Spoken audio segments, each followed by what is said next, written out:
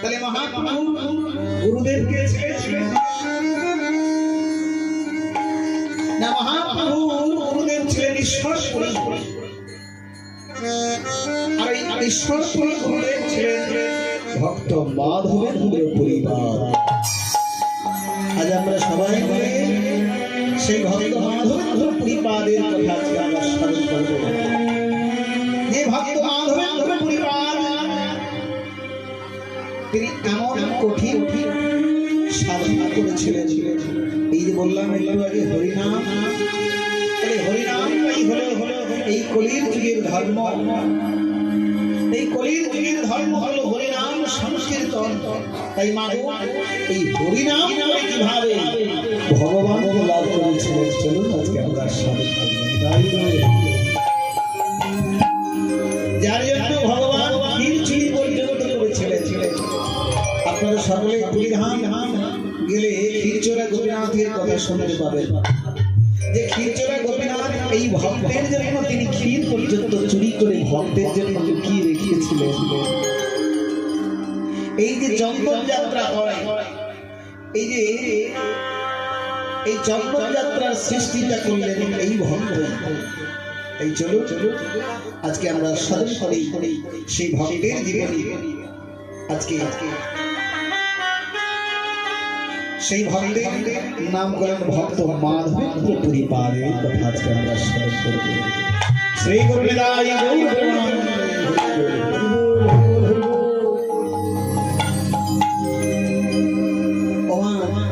তাহলে এই ভক্ত মাধবেন্দ্র পরিবারের কথা স্মরণ করতে হলে আমাদেরকে যেতে হবে শ্রীমধুর বৃন্দাবন ধাম।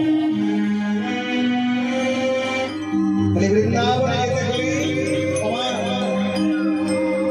সেই বৃন্দাবনের অধীশ্বরী কেন? কারা কারা বৃন্দাবন গিয়েছেন হাত তুলুন তো। এখানের মধ্যে দুই একজন গিয়েছেন, সামান্যই দুই একজন। সবাই বৃন্দাবন যান, যে ভগবানের চিন্ময় ভূমি সেই তন্ত্র দর্শন করে আসলে মনুষ্য জীবন। এই মনুষ্য জীবনে ভগবানের চিন্ময় ভূমি মধুর বৃন্দাবনটা দর্শন করে আসে যে সত্যি বৃন্দাবনে গেলে, বৃন্দাবনে বেশি রাধের ধ্বনি হয় হয়তো রাধে রাধে বলে কেন?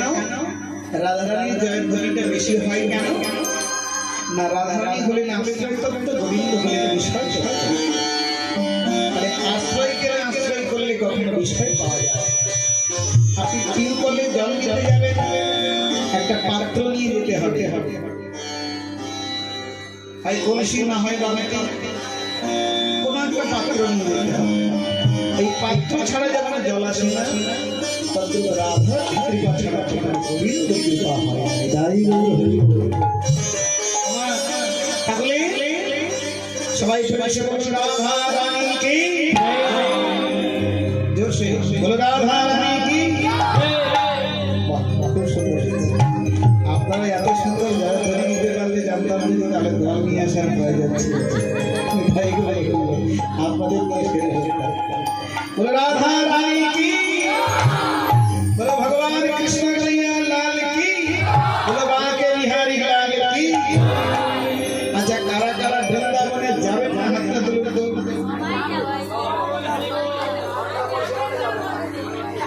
যাবে হ্যাঁ, এই বোকার মতন একটা কাজ করলেন তো। আমি কি বললাম যে কারা কারা বৃন্দাবনে যাবে না হাতটা তুলে। সবাই হাত তুলে বলে যাবো না, যাবেন না, তাহলে হাতটা তুললেন কেন? বলো ভুলে। এবার কারা কারা বৃন্দাবনে যাবে হাতটা তুললেন তো। এক হাত কেন, দু হাত তুলতে পারো না? তাহলে বৃন্দাবনে যেতে গেলে রাধারানী কৃপা ছাড়া কখনো গোবিন্দ কৃপা পাওয়া যাবে না। বৃন্দাবন দর্শন ভালো। আপনার টাকা থাকতে পারে, কোটি কোটি টাকা থাকতে পারে, লক্ষ লক্ষ টাকা থাকতে পারে, রিজার্ভেশন টিকিট কেটেও নেবেন, বৃন্দাবনে যাবেন বলে ট্রেনে চড়ে বসলেন, কিন্তু এমন জোর পাইখানা হলো আর বৃন্দাবন যাওয়া হলো সেই জন্য আবার ফেরত আসতে হবে। টাকা থাকলেও আপনি বৃন্দাবন যেতে পারবেন না। এমন শরীর খারাপ হলো যে টাকা থাকলেও বৃন্দাবন যেতে পারবে না। একমাত্র রাধা ঠাকুরের কৃপা ছাড়া বৃন্দাবন দর্শন হয় না। তাই আমরা রাধা নাম গাইতে গাইতে বৃন্দাবনে পদার্পণ করবো। তাই গৌর প্রেমানন্দ হরি হরি ও গো রাধা রানী গো কৃপা করো না, কৃপা করে বৃন্দাবনে নিয়ে চলো না। ও গো রাধা রানী গো কৃপা করো না, কৃপা করে বৃন্দাবনে নিয়ে চলো না। ও গো রাধা রানী গো কৃপা করো না, কৃপা করে বৃন্দাবনে নিয়ে চলো না।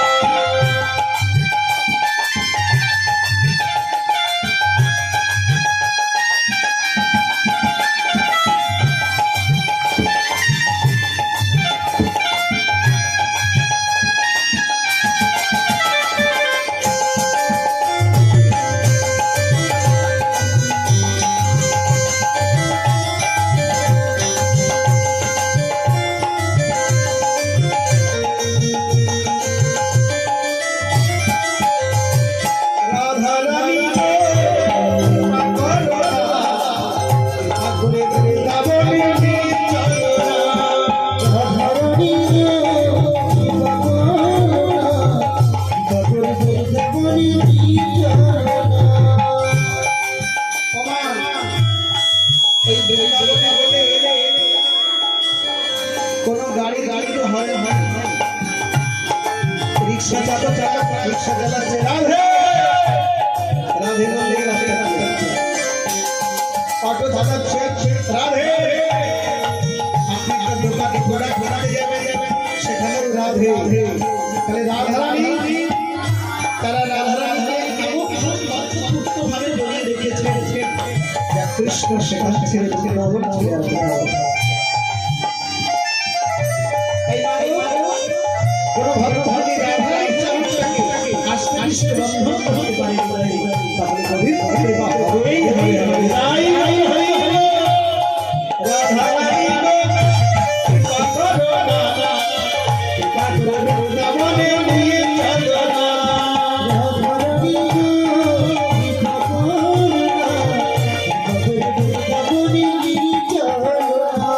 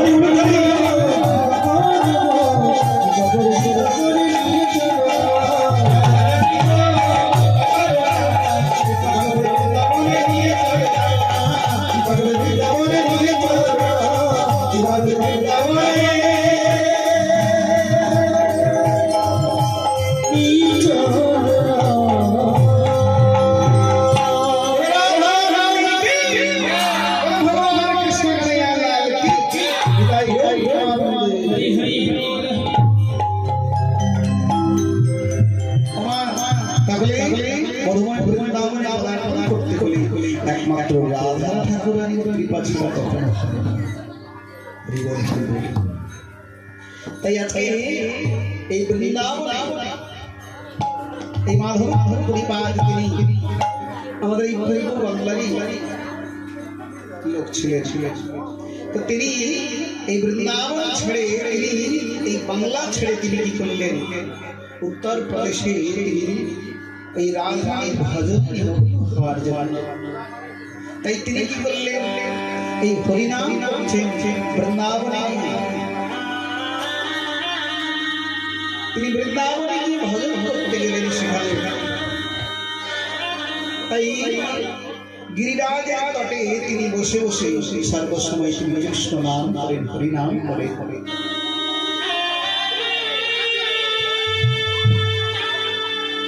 আর এই তৎকালীন যুগে এই মাধব পরিবার ছিলেন সন্ন্যাসী, বড় সন্ন্যাসী ছিলেন।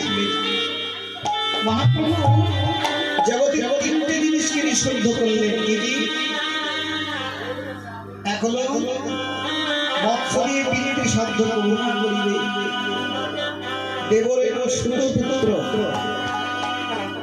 মাছ দিয়ে পিতৃ সাধ্য করা উচিত নয়, মহাপ্রভু বললেন।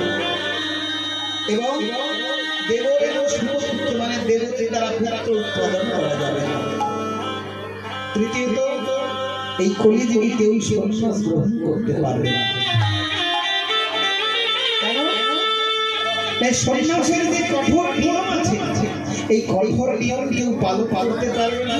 তাই মহাপ্রভু বললেন এই কলিকালে কেউ সন্ন্যাস গ্রহণ করবে না, নিষিদ্ধ করবে। কিন্তু মাগো এখন হাজার হাজার আপনি নবদ্বীপ চলে যান, বৃন্দাবন চলে যান, বৃন্দাবনে বেশি দেখা যায় না, নবদ্বীপে চলে যান, হাজার হাজার সন্ন্যাসী দেখতে পাবেন। এখানে সন্ন্যাসীদের কঠোর নিয়মের কথা বলা হয়েছে। কেমন? একদিন গভীর গভীর কিন্তু মহাপ্রভুর সঙ্গে তিনি বৃন্দাবন যাত্রা করবেন। তিনি সংসারী হবেন না, তিনি গৃহী হবেন না। তিনি দেখলেন যে সংসারের যে যন্ত্রণা, এই যন্ত্রণা আমার ভালো লাগে না প্রভু, আমি আপনার সঙ্গে সন্ন্যাসী হয়ে হরি ভজন করতে চাই। মহাপ্রভু বললেন, শোনো, তুমি সংসারী হয়ে হরিনাম করো, গৃহী হয়ে হরিনাম করো। কেন জানো? এই সন্ন্যাসীদের ঘরে থাকা তো দূরের কথা, এক বৃক্ষের তলায় দিন রাত্রি পর্যন্ত থাকতে পারবে। একটা বৃক্ষের তলায় দিন রাত্রি থাকতে পারবে না। বলে কেন? এই বৃক্ষের তলায় যদি থাকে তাহলে বৃক্ষের তলাটা একটু পরিষ্কার করবে।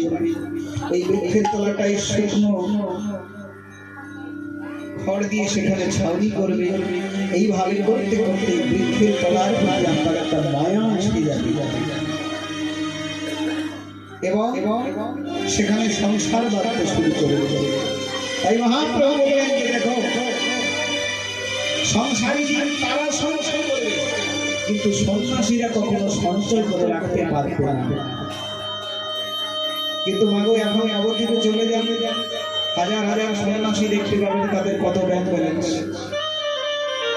সন্ন্যাসীরা এসি গাড়িতে চলছে, বাবাজিরা এসির গাড়িতে চলছে, কত লাক্সারি ভাবে জীবনযাপন করছে। কিন্তু না, সন্ন্যাসীদের এক বৃক্ষের তলায় তো দিন রাত পর্যন্ত থাকা চলবে না, ঘরে থাকা তো দূরের কথা। কত বড় কঠোর দিন মহাপ্রভু বলেছিলেন, যে একমাত্র মহাপ্রভুই করেছিলেন। তো সেই জন্য সংসারী লোকেরা সঞ্চয় করবে। কেন? তাদের ছেলে ছেলে স্ত্রী পরিবার আছে, আত্মীয় স্বজন বন্ধু বান্ধব আছে, তাদের সঞ্চয়। কিন্তু সন্ন্যাসীরা সঞ্চয় করা যাবে না। কিন্তু তৎকালীন যুগে এই মহাপ্রভুর দাদুগুলো ভক্ত মাধবেন্দ্র তিনিও সন্ন্যাসী ছিলেন। তিনি কোনো গৃহীতে থাকতেন না, তিনি গিরিরাজ গোবর্ধনের তলে থাকতেন। এই গিরিরাজ গোবর্ধন 24 কিলোমিটার পর্বত, সেই 24 কিলোমিটার পর্বতের পাশে তিনি ভজন কুটির বাড়ি, সেখানে